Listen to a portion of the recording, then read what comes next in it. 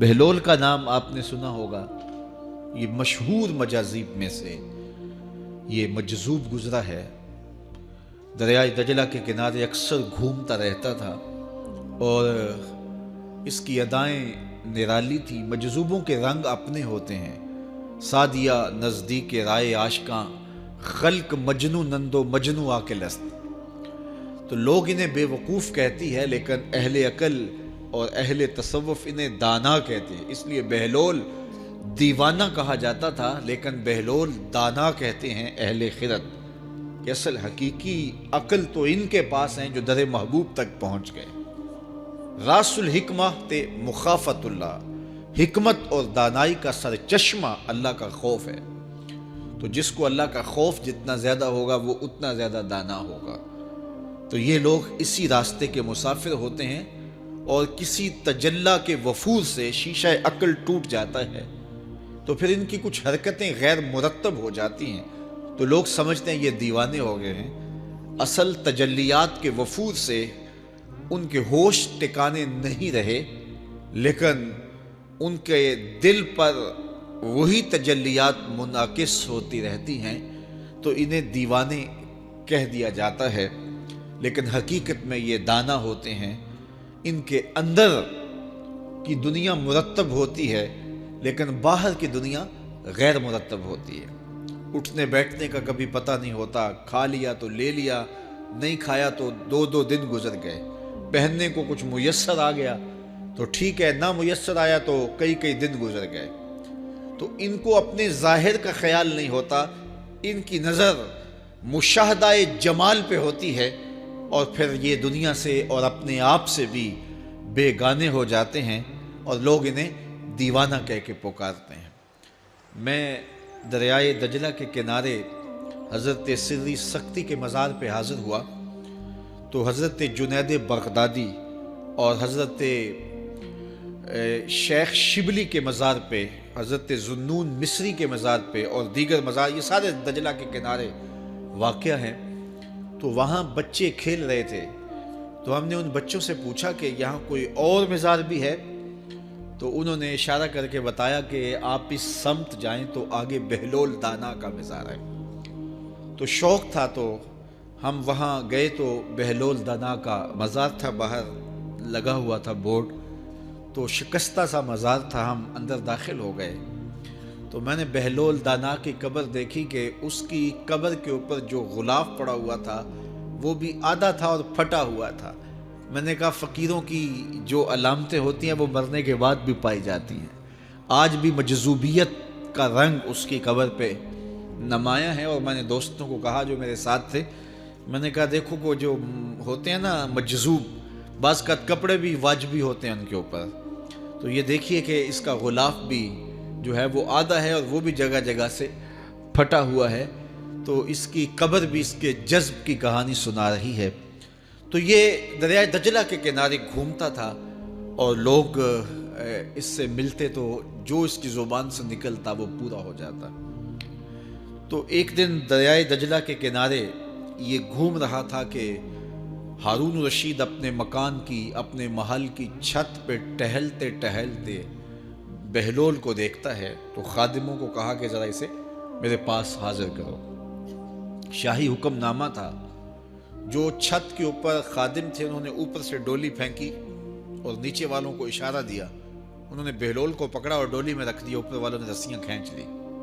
2 لمحوں کے بعد بہلول بادشاہ کے سامنے تھا، تو بادشاہ نے بہلول سے کہا کہ بہلول ایک بات تو بتاؤ، کہا پوچھئے، کہا آپ خدا تک کیسے پہنچے ہو؟ تو بہلول نے مسکرا کے کہا جیسے آپ تک پہنچا ہوں۔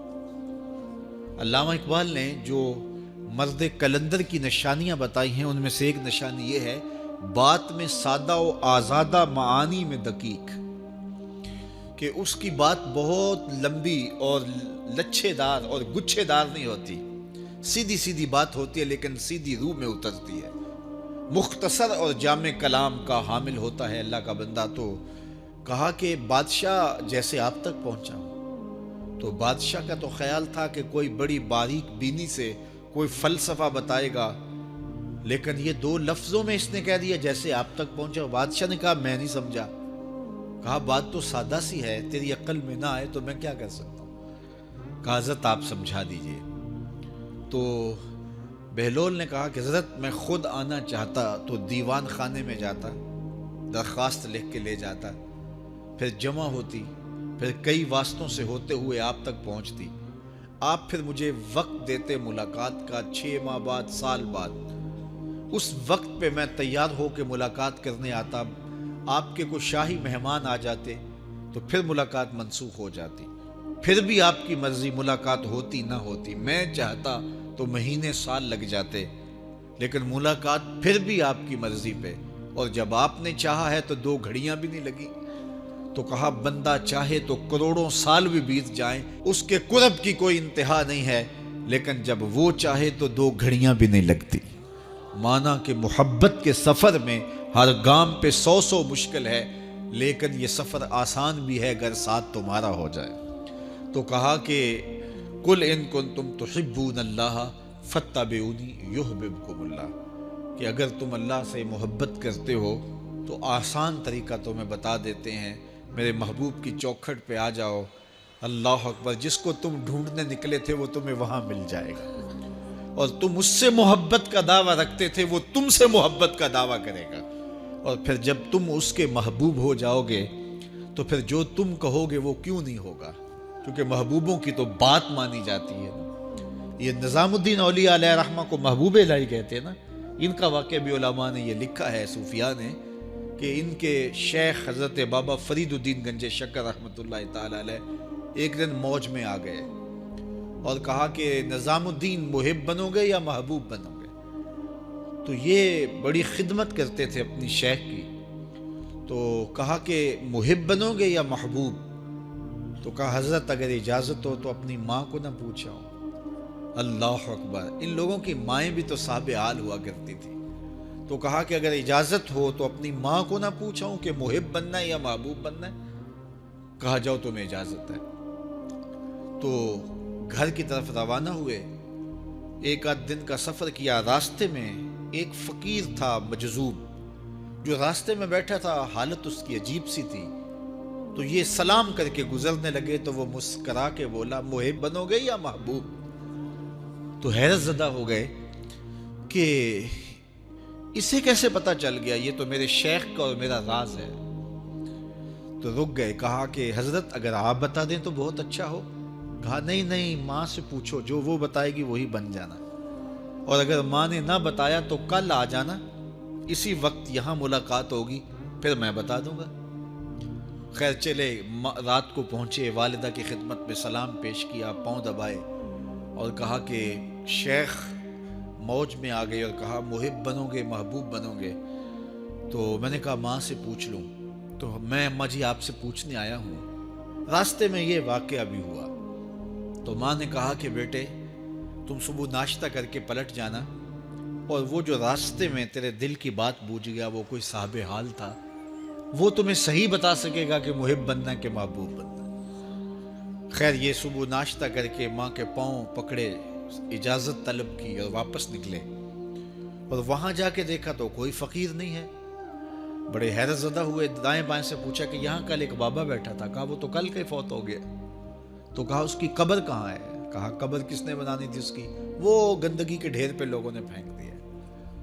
دل میں بڑے حیرت زدہ ہوئے، اتنا با کمال تھا، لیکن اپنی حالت یہ، خیر وہاں چلے گئے اور جا کے کھڑے ہو کے پوچھنے لگے بندہ خدا دل کی باتیں بوجھتا تھا اور میرے ساتھ وعدہ کیا تھا کہ اگر ماں نے نہ بتایا تو کل آنا، اور اپنا پتہ ہی نہیں تھا کہ کیا ہونے والا ہے۔ یہ بات کہی تو بابا اٹھ کے بیٹھ گیا۔ عرش فرش تے بانگا ملیاں تے مکے پہ گیا شور، بلے شاہ سا مرنا ناہی تے گور پیا کوئی ہور۔ ہاں اٹھ کے بیٹھ گیا اور کہا کہ نظام الدین محبوب بننا محب نہ بننا، محبوں کا یہ حال ہوتا ہے، نہ کفن ملتا ہے نہ دفن ملتا ہے، محبوب بنو گے تمہاری قبر پہ بھی میلے لگیں گے۔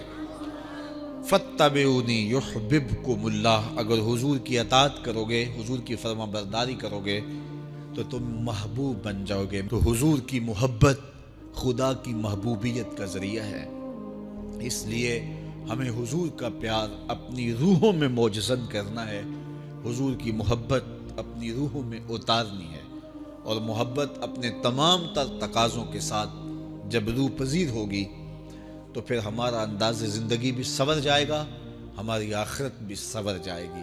محبت کے من جملہ تقاضوں میں سے سب سے بڑا تقاضا محبوب کی اطاعت ہے، کہ بندہ جس سے پیار کرتا ہے اس کی بات مانتا ہے۔